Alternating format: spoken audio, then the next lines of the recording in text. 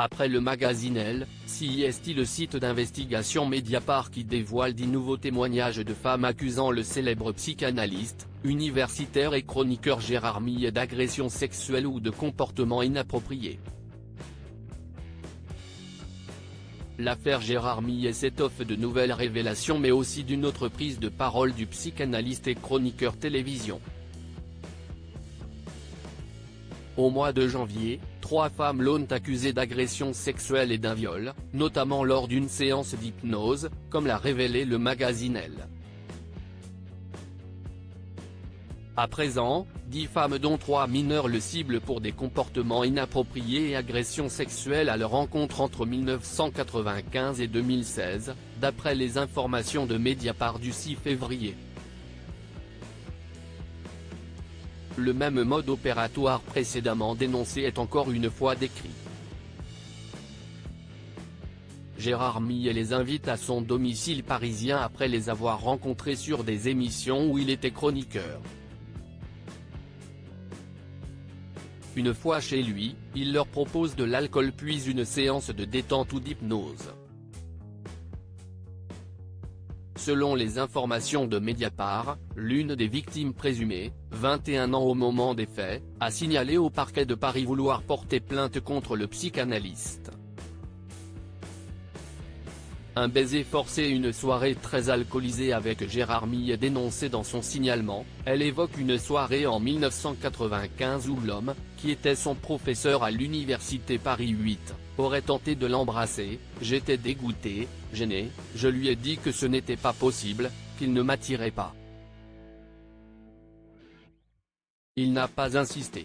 Dans ce même document, elle fait aussi le récit d'une autre soirée durant laquelle elle aurait bu toute une bouteille de champagne. Après, je ne me souviens plus du déroulement jusqu'à me trouver dans son lit avec lui au-dessus de moi, le sexe en érection avec un préservatif, en train de se BRLER.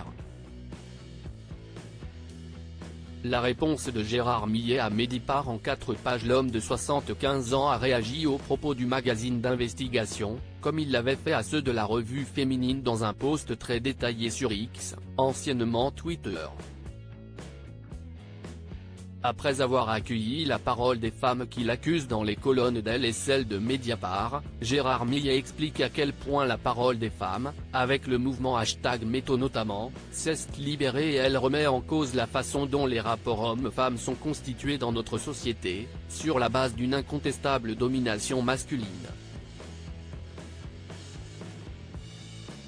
Il explique ensuite ne pas avoir imaginé que ces femmes qui l'ont rencontré puissent avoir un souvenir aussi négatif et que leur mémoire et la sienne pourraient à ce point ne pas coïncider. Gérard Millet reconnaît un aveuglement collectif dans les rapports qu'elle a entretenus avec les femmes, notamment dans son film L'Interdit qu'il a réalisé en 2011.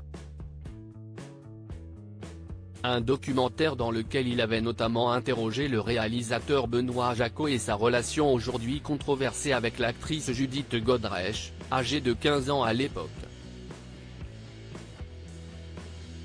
L'actrice vient par ailleurs de porter plainte contre celui qui a été présenté comme son compagnon.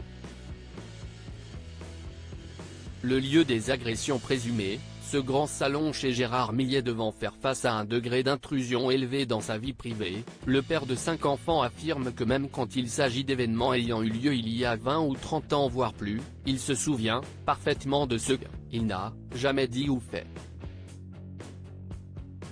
Dans sa réponse à Mediapart, Gérard Millet consacre aussi de nombreuses lignes à requalifier le lieu, chez lui à Paris, qui aurait servi de supposées agressions, CIST, ce grand salon qui se trouve donc être le lieu décrit ici ou là comme inquiétant.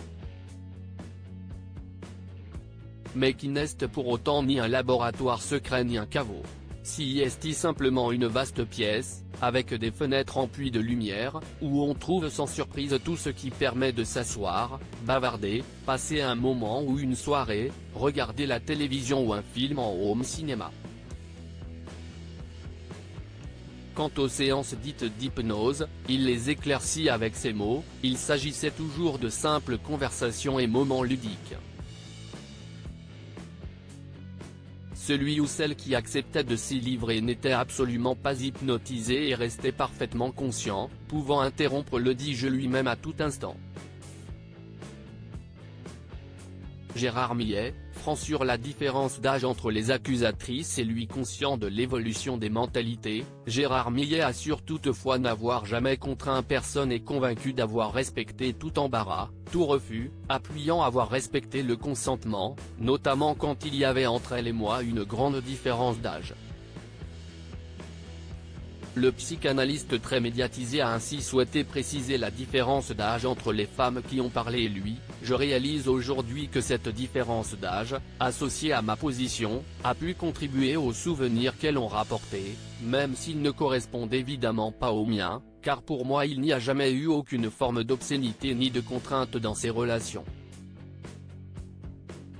Il assume par ailleurs être en couple avec une femme de 30 ans de moins que lui, avec qui il a eu une fille aujourd'hui âgée de 14 ans. Pour lui, il est question de dissymétrie avec les femmes plus jeunes que moi qu'il ne mesurait pas à l'époque et qui le conduirait, sans aucun doute à agir autrement aujourd'hui. Gérard Millet est présumé innocent des faits qui lui sont reprochés jusqu'à clôture du dossier.